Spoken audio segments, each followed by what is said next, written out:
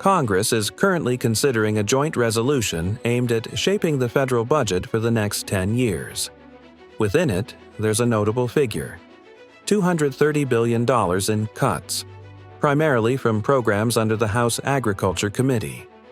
Many analyses suggest that most of these cuts are likely to target SNAP, America's largest food assistance program, which currently feeds over 40 million people daily. In reality, this isn't just a concern for those receiving benefits, but also a warning signal for anyone who thinks they're outside the system. When SNAP is cut, millions of families lose basic spending power. And when purchasing power decreases, money stops flowing to small markets, food stores, and local farms, causing ripple effects throughout the national food supply chain. So you might wonder, how far will these widespread consequences go, and when will they reach you? In this video, based on authoritative sources, I'll analyze the complete picture so you can understand, evaluate, and prepare yourself and your family starting today.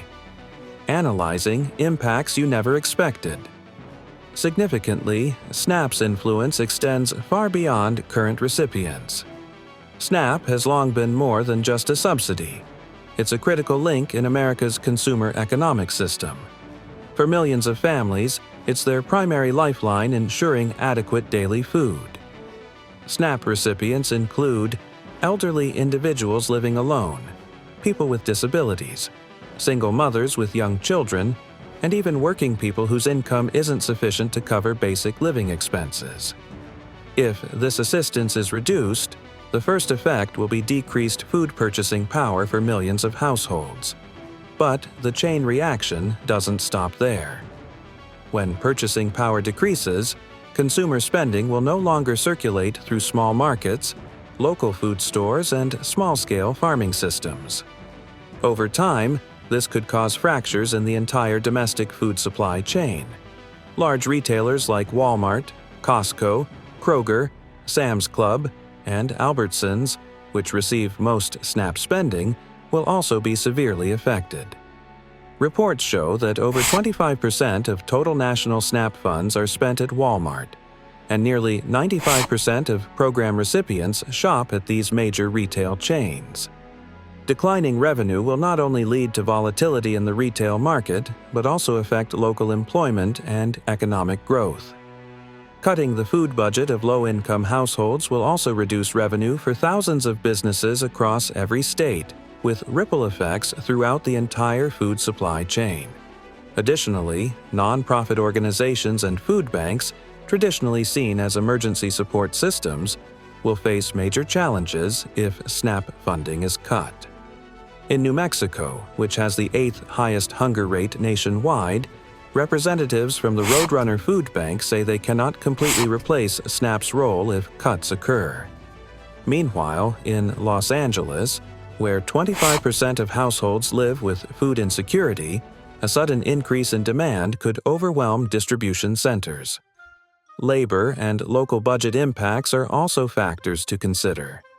If the cuts are approved, an estimated 143,000 jobs could disappear nationwide, including nearly 80,000 direct jobs in food-related industries such as agriculture, retail, and processing. Spillover effects into other economic sectors could eliminate an additional 65,000 indirect jobs. Simultaneously, tax revenue at state and local levels could decline by more than $1.8 billion by 2026. On an individual level, with current average SNAP benefits at about $6 per day per person, people already face difficult choices at grocery stores. With egg, milk, and meat prices rising, cutting an additional $1.40 daily as proposed could leave millions unable to maintain minimum nutrition. By 2034, if reduction trends continue, daily benefits could drop to just $5.85 per person. At current market prices, this figure can hardly meet the basic food needs of an adult. To achieve the goal of cutting $230 billion from the SNAP program, one scenario being considered is dramatically reducing participation. According to Policy Research Organization's analysis, Implementing budget cuts of that magnitude would require removing over 9 million low-income people from the program in an average month. In such a context, it would be very difficult to fully protect vulnerable groups from direct impacts if participation requirements become stricter. A specific example is the proposed mandatory work requirement for adults receiving SNAP. Currently, SNAP already has a 3-month time limit within 3 years for most adults aged 18 to 54 without children in the household, unless they work at least 20 hours weekly or have exemption reasons such as disability.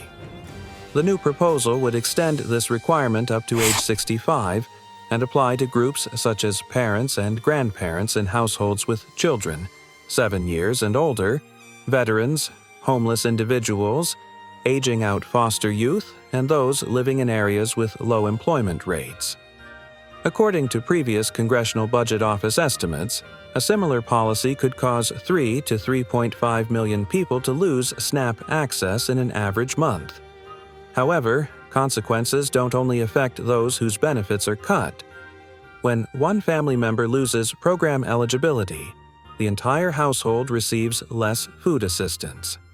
This is particularly noteworthy because over 4 million children aged 7 to 17 live in households at risk of being affected by such changes.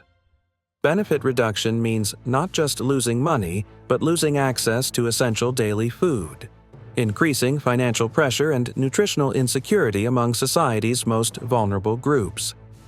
Of course, this is just part of the budget plan being discussed in Congress. Whether cuts will happen, how deep they'll be, and how they'll be implemented still depends on many factors, including committee negotiations, feedback from states, and pressure from voter communities. However, monitoring early signals can help people prepare mentally and develop appropriate solutions for themselves, their families, and communities. Because sometimes a small policy change doesn't stop at paperwork. It can directly impact meals in a family. And in America's connected economy, what seems unrelated to you might actually affect where you live, the stores where you shop, or the jobs of those close to you. When mentioning SNAP, many might think it's simply a food assistance program. But looking more broadly, SNAP is also part of a larger social safety net, where society's most vulnerable can access the most basic needs to survive. Once SNAP's budget can be cut, it may set precedent for similar adjustment policies in other areas like medical assistance, education, or housing. And importantly, the impact doesn't only reach a specific group, it can spread in subtle but profound ways. When purchasing power in communities decreases, food supply chains narrow, and small businesses begin struggling. Even those not receiving benefits may feel consequences in their daily lives. This isn't a call for extreme reaction, much less panic. It's a reminder. If you're living in a community with high socioeconomic connectivity, such major policy fluctuations need to be monitored and understood seriously.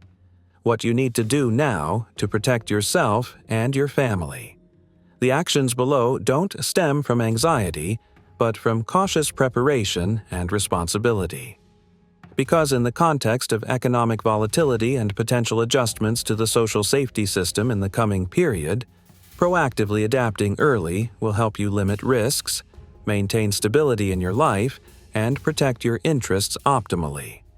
First, if you or a family member receives SNAP, proactively check your file status on your state's official portal.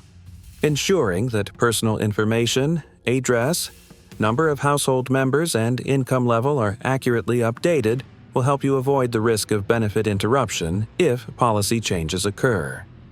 This is also an appropriate time to reassess other support types your family may qualify for, such as WIC, energy assistance, or local food programs.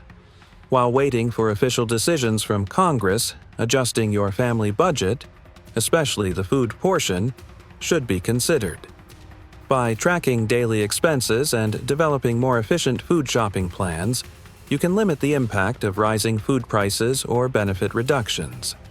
Instead of shopping by habit, Start noting essential food prices, plan calculated menus, and prioritize nutritionally valuable food groups at reasonable costs, such as dried beans, frozen vegetables, eggs, or end-of-day discounted products. Beyond financial preparation steps, this is also an appropriate time to learn about community support resources. In many places, food banks, community health centers, or nonprofit organizations provide food distribution programs, hot meals, or supplemental food vouchers. Connecting early with local support networks will help your family avoid being caught unprepared if the SNAP system experiences sudden changes. Finally, equally important is tracking accurate information.